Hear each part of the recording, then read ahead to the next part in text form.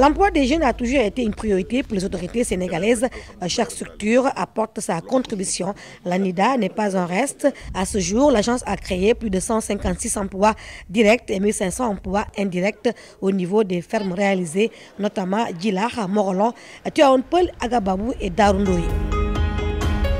L'émergence de véritables entrepreneurs agricoles, avec un accroissement sensible des revenus dans toutes les filières et la création de milliers d'emplois, sont autant d'atouts qui permettent au Sénégal de continuer à réduire significativement ses importations de produits alimentaires et de se positionner progressivement sur les chaînes de valeur mondiales avec une offre diversifiée et de qualité. ANIDA, Agence nationale d'insertion et de développement agricole, PASA Lumacaf, PN Biogaz Sénégal, ñoo leen di may seen télé-réalité Ferme Factory.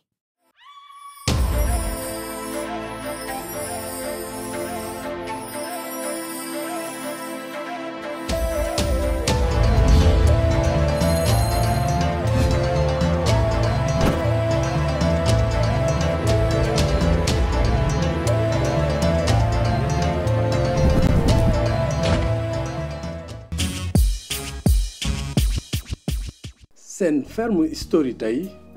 coach Aminata la leen indil kan mooy coach Aminata seetaan leen. May doog a dugg vraiment ci agriculture daa fekk ma nekk école temps yooyu maa ngi am ay 9 ans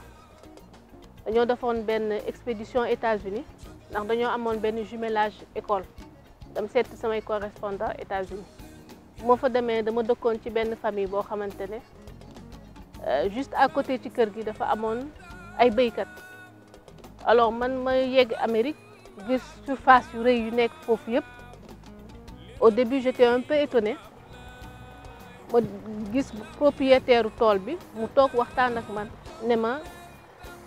avantage agriculture ci dëkk lii la foofu la commencé di ma expliquer par exemple tey Amérique États-Unis plutôt lu tax tey seen dëkk bi naat que yëpp ci mbay lañ ko jëlee. maa ngi xool bu njëkk ba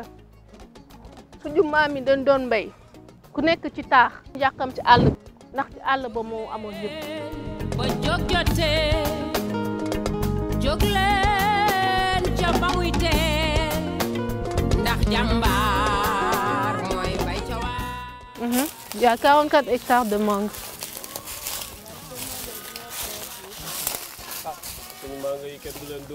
Ah, boule d'or. Il faut caresser les mangues, les feuilles là, il faut pas les frapper. Ah, man lu may wax nit bu ne am nga chance tukki. Man mi tey bu ma demee Canada ma jàng gestion exploitation agricole dama dem foofu jël seen xam-xam yëpp si waat. Aminata, c'est une femme leader. Je pense que le Sénégal a besoin de gens comme ça, qui veulent essayer de faire créer de la richesse avec les ressources naturelles locales et de manière le plus durable possible. Donc, parce qu'on peut créer, on peut produire et tuer le sol et tuer la nature. Donc, il faut réussir à produire en préservant les ressources naturelles. Je pense qu'elle fait une mangue très propre. Qui n'a pas du tout de pesticides, qui a le minimum en tout cas de produits chimiques et toxiques. Il faut nous liguer d'abord la psychologie sénégalaise. Même avant nous yóbbu nit ki former ndax da ngay ñëw jël tey état bi jox bourse benn étudiant sénégalais mu dem France que bourse bi c'est pour mu ñëwaat ci dëkk bi mais daf fay toog man damay jël exemple man francophonie moo ma jox bourse. Ma paree sama baccalauréat man dama dem déposer ci benn école may xaar école bi ñëw ne ma jox ma sa note yi nga am seconde première ak terminale biñ ma ko joxee dañu yónnee lettre sans pape ne ko Aminata Dominique Diouf jox nañ ko bourse $7 000. Ça veut dire que durant 3 ans yu mu fay def francophonie moo koy fayal jàngam. Da ngay xool Sénégal rek c'est la même chose. 55% de la population ay béykat lañu waaye sax mënuñu dundal sax 5 millions d'habitants alors que suuf jaa ngi fii à perte de vue. Déjà nga nekk jigéen nga war a ñëw wax sa moroomu pap wala sa ay góor ne li ngeen di béy nii nekkatu ci moderne wala nga bëgg ñoom lu ñu koy gisee ni xale bu jigéen dafa bëgg a ñëw diriger ñu kon ça c'est très compliqué déjà problème mu mentalité la ñu am il faut ñu changer waat jikko yi. bii moom baaxul bii nag moo gën bii xam nga ñaari yu ci boo ko seetlu. waaw léegi carton boo mujjee indi kan la. ñu ngi fi. ubbeeguñu ko. kaay baaxul wala. ah kay moo ngi nii. Je suis optimiste. Je vais dire optimiste à 60%. Je suis optimiste à 60%. Mais nous ngi jéem mu dugg ci émission yi pour mun a changer mentalité sénégalaise. Il faut mu am émission yoo xamante ne day yee la nouvelle jeunesse man dama ne jeunesse su sama pap sama yooyu rek passé na mais jeunesse boo xamante ne moo war a tabax ëllëg Sénégal lañu lay waxal. Moi, c'est ma génération avec l'Union. Le jardin que vous voyez là, ça n'a pas été planté au hasard. On l'a surtout utilisé comme brise-vent. Au lieu de mettre une clôture, on va mettre des brise-vents. Ça sert en même temps de clôture, ça sert de brise-vent, car ça empêche que lorsque la poussière arrive, ça va repousser la poussière. C'est surtout l'une des utilités pour qu'on a utilisé l'anacardier. En plus, c'est bien, ça permet d'avoir des fruits. Parce que dafa gérer société di gérer bien di gérer ay nit. tey boo xool tey femme leader yi nekk yëpp fu ñu commencé papam deful ci lu ñaaw ci dëkk bi ñun ñi jaar fi yëpp tey dañuy topp suñu passé papa.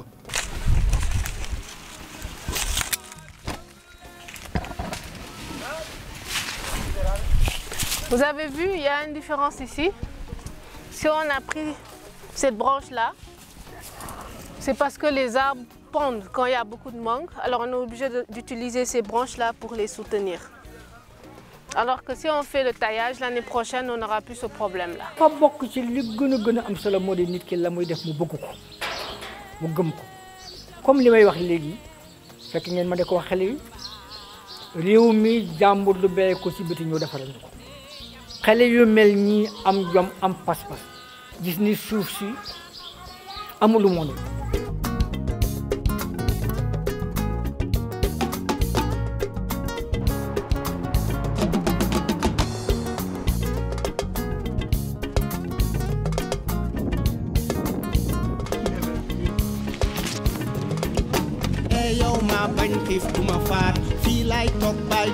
Ready? Jóg leen sunu réew naat jublu ci mbay mi bekkoor taw am nañu suuf am ndox ak naaj ci bay góob jox soxnay xaar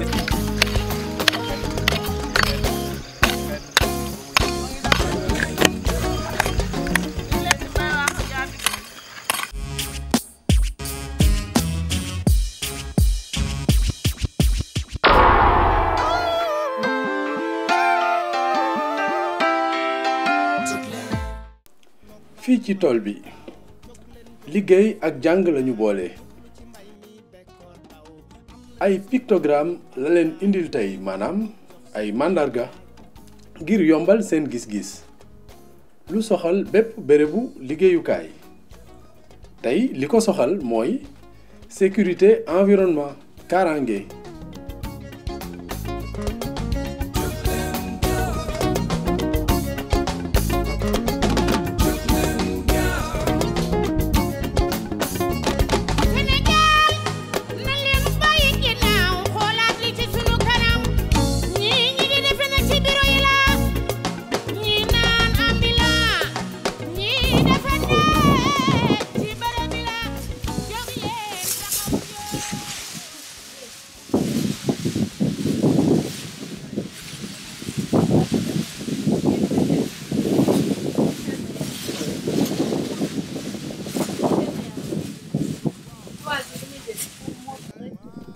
gis ngeen bu jëya amee wala kenn daanu ci tool bi naka la ñuy defee lu ñu tuddee premier secours maanaam wàllu bu njëkk.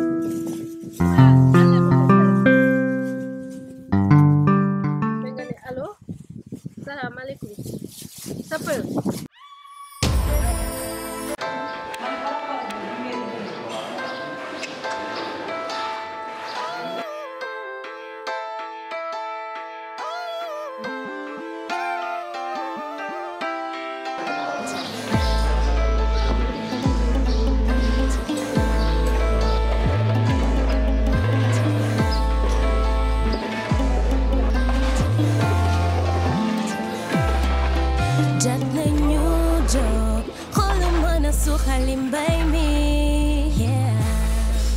jot na saytu xoolu jëmale kanam mbay mi na ñépp jóg te mu gaaw góor jigéen mag ak ndaw mbay mi mooy jëmale réew mi kanam may ca let's go.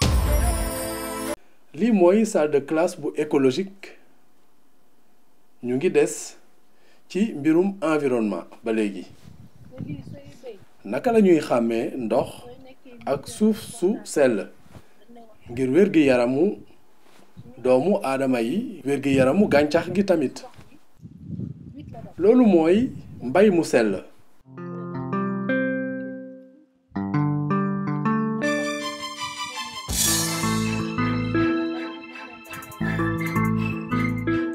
par rapport ak qualité ndox bi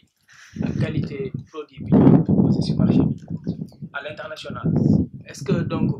ñaari qualité yooyu dafa war a nekk pour ñu compétitif ci marché international. gis ngeen appareil bi moom la ñuy nattee sellaayu ndox mi.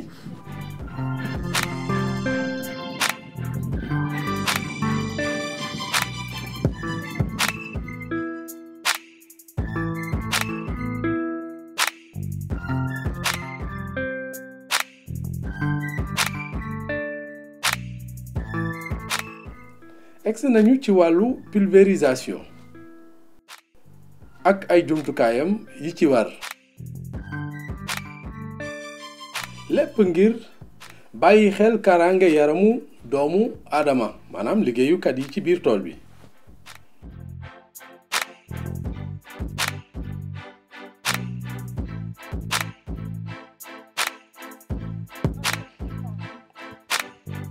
coach Aminata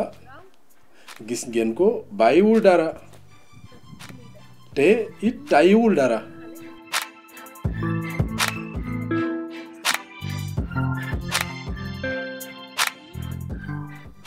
ngeen gis ni apprenti baykat yi bàyyee xel ci ni muy jëflanteeg ñoom xeetu njàng mu yomb xeetu jàng moo xam ni it lépp mooy leer sa bopp.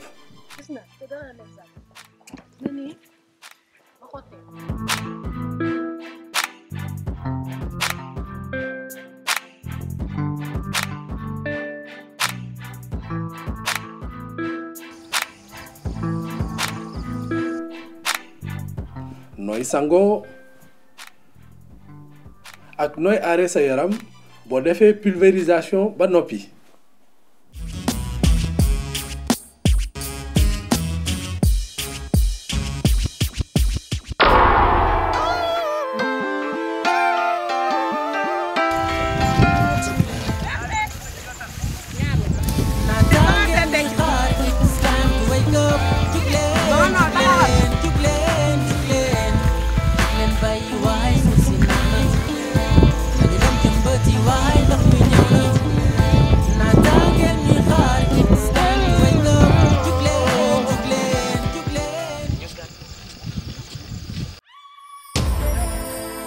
Femme Factory ay épreuve yu dul jeex tey nag relais seau d'eau waaw nekk ci tool bi may nag yu ñu naan waaye xool leen niñ koy defee. waa Seck mais foo ci sérieux booy bu la ngay def li nga def non non yow nga nga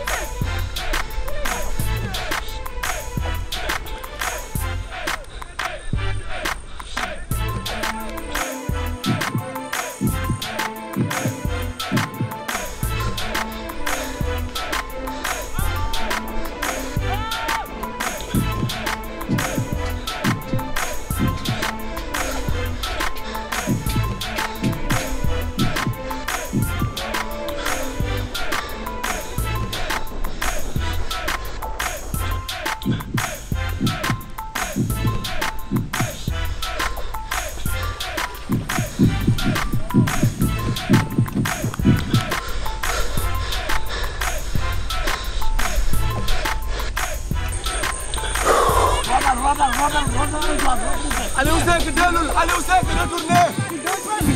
Aliou Seck dellul ay deux capitaines Aliou Seck moo je pense que yéen ñaar ñëpp gis ngeen ñu natt kan moo ëppale ndox mi mu indi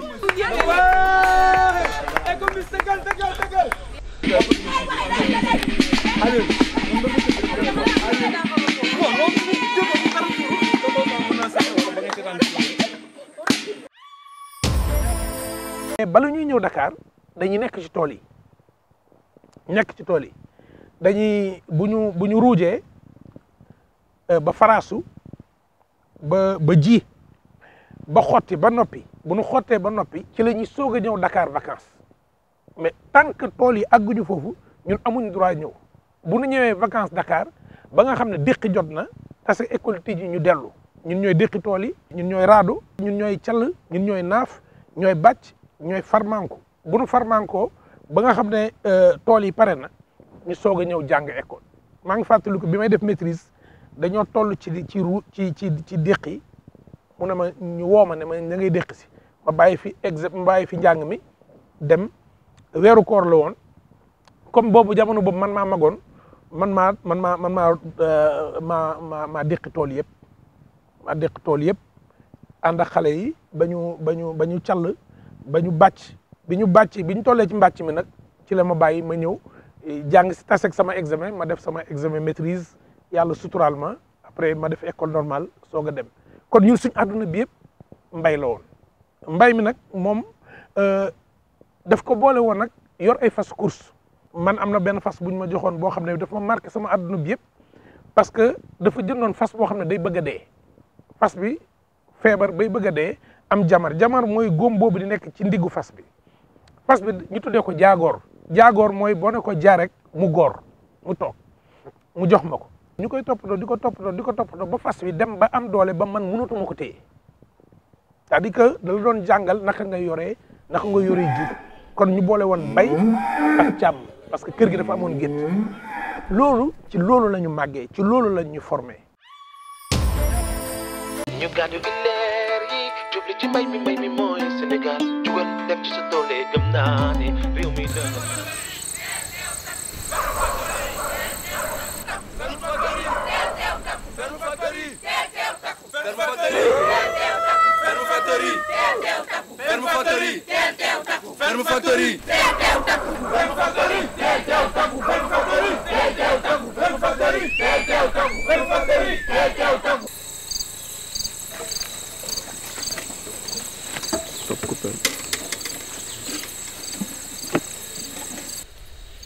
tey mooy suñu penc bu njëkk ginnaaw bi ngeen nekkee ci biir tool bi di liggéey ma leen di fàttali ne ci penc yi nga xam ne moom la ñuy am man magum tool ak yéen penc mi nit mën na fee dugg des fi mën na dugg ci penc mi génn dem lan mooy tax nit agsi ci penc mi dafa am yoo xam ne moom la ñuy seetlu mooy kan moo gën a yéwan ci joxe ñaxam ci biir tool bi kan moo gën a nangu jàppalante bi ci biir tool bi kan moo gën a yéwan ci xam-xamam ci biir tool bi kan moo yëkkati loxoom buñ ne dem leen tool te du par force yooyu dafay ay jikko yoo xam ne suñuy jikko lañ ñun ci suñu cosaan ci suñu aada joxe sa bopp ngir dëkk bi joxe sa doole te xaaroo ci dara dafa am ñeent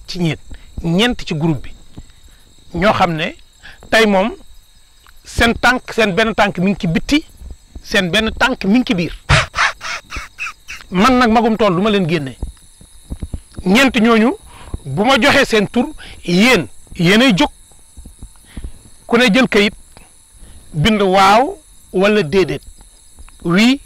ou non ndax dañuy des ci tool bi wala ndax dañuy génn mais bu leen fàtte ne ñooñu buñ desee ci tool bi bu ñu demee ci deuxième phase compétition bi ñooñu mën nañoo jël seen place yéen am na ñoo xam ne am nañ ay neexal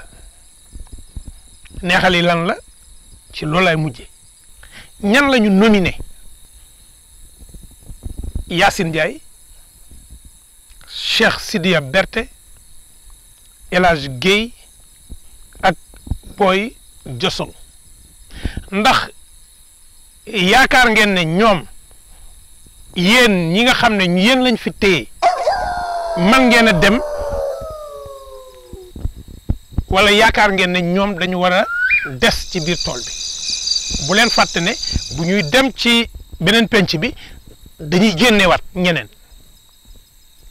kon bu ngeen jógee benn par benn ngeen jël feuille bi ngeen bind ci waaw wala déet dugal ko ci tengaade bi képp koo xam ne da ngay génn sab lampe dafi des maanaam sa jëmm dem na waaye sa leer day des ak ñun loolu moom moo tax sa lampe dafi des ndax lampe yi dañuy fay jógee mooy ñoom dañuy toog yéen a koy décider.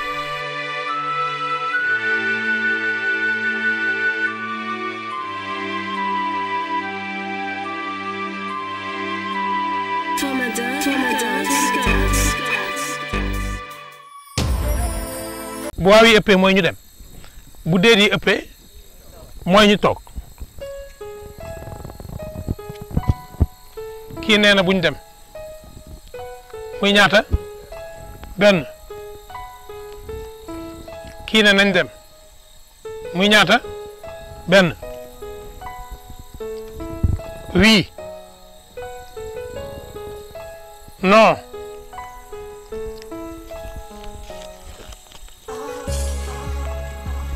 non juróom benn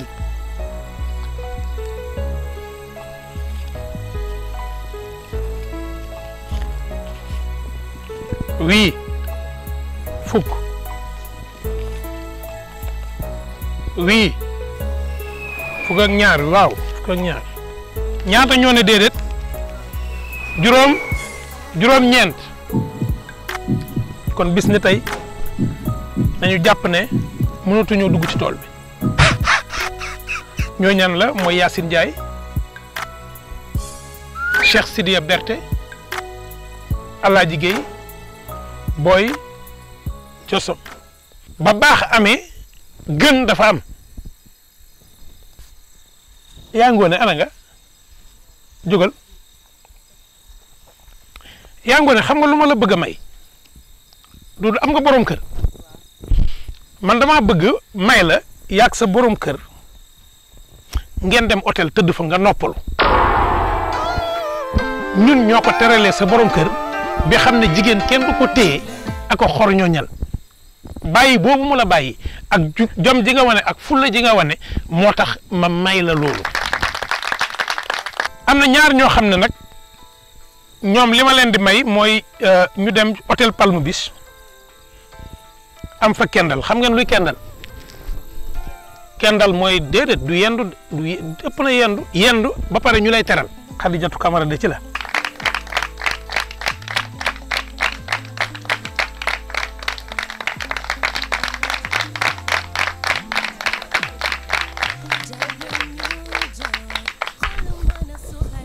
Xadi di nga dem hôtel wala du dem Palme Beach noo ko gisee yow.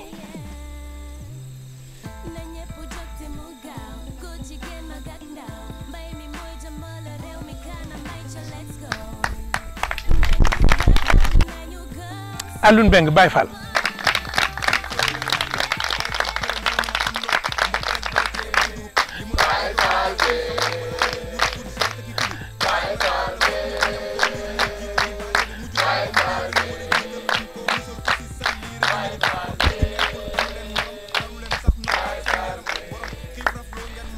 képp koo xam ne da ngay des ci tool bi mën ngaa jug ak salaam.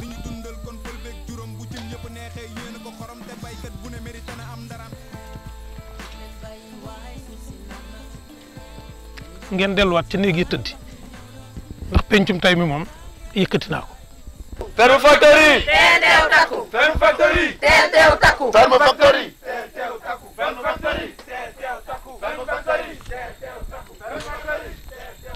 mbokk yi ñu ngi leen di gërëm di leen sant yéen ñi ñu toppoon tey ci dugub bi ñu dugg ci tool bi fas fi yéene toog nag ba mbay mi noppi ba nu tànn gone yi nga xam ne ñoom la ñu jàpp ne ñoo gën a xereñ te ngeen war ñu ci dimbale li nga xam ne moom ngeen seetlu tey nag mooy xëccoo bi métti woon na ci ñi bëggoon ñi des ci tool bi ak ñi génn ci tool bi teraanga yi fi joxe gis ngeen ko nii rek la Ferme Factory di demee. sama motivation mooy ni que man je suis un gagnant. Je n'aime pas la défaite. Allez copain mais nag loolu ci kanam lay leer de. man luñ ma teg mun naa ko tegoo àdduna lu yomb wóoruma lu yomb su ma wóor lu yomb du ma takk ngeen mu di bëri ñun ñoo leen dàq bay fuuf su ma ci bokkee nga xam ne lépp dëgg la xaaral ba ma bokk ci émission bi nga xool am naa 1000 chance ci bokk ci ñuy gagné man gagné rek laay def. bu ñu éliminé woon Boy Jorson moom dina ma metti parce que xam nga lu tax man daal moom laa gën a kiiwal daal sama xarit la maanaam sama xarit la te neex na tamit ay nit ngeen di ànd yéen ñëpp ngeen bokkandoo gagné man sama gis-gis kon kooku bu génnee ci moom wax dëgg yàlla daf ma war a metti parce que tamit comme que nee nañ Ferme Factory ñun ñëpp benn lañ mu jot a marqué ñëpp du ci man kese sax ñëpp la metti wax dëgg yàlla. bu ñu ma éliminé benn côté dina metti du metti parce que boobaa tamit damay jàpp ni yàlla moo ko dogal parce que nit ki lépp loo nekk rek dugg ci da ngay ñaan yàlla mu doon li gën ci yow kiy wut moom mooy am moom mooy ñàkk mais lépp lu ma mën pour bokk ci man maa ngi koy def mais li ci des moom ci loxoy suñu borom la nekk. ba ma gisee man ñu wax Ferme Factory tudd mbay man dama si amoon ñaari objectif benn bi mooy bu njëkk sax bu ma gën a yitteel mooy savoir bi ndax xam naa mbay yi fi am Sénégal yeneen yi laa xamagul am na sama benn tonton bu ma dëkkal fii sax su ma ñëwee di koy expliquer mënu ma demal boo fa amul dara it nga xam fa dara demal man am naa tool après nangam naa wax yu bëri moo tax man bu ma déggee ñu wax ay élimination ay yii ma ne man daal ñëw naa buñ ma éliminé te man gagné naa ndax yaakaar naa dinaa fi xam dara. ñi dem yëpp demu El Hadj Gueye marqué na ma ndax man dama ko daan naan que yaay borom tool bi moom li ko téye ba mënatul continuer moo ko xam ndax insisté naa toujours di ko wax Gueye ñëwal ndax tool bi sa tool la fii da ngay wax rek ñu jàll ñu topp sa ginnaaw ndax li ñuy def yaa ngi ko gën a xam mais mu ne ma bàjjan li ma téye ku mu téye woon nga toog moom ma waxee loolu nag man kaa ñu sant yàlla bon xëy na sa wërsëg moo ci nekkul beneen yoon mooy dàq.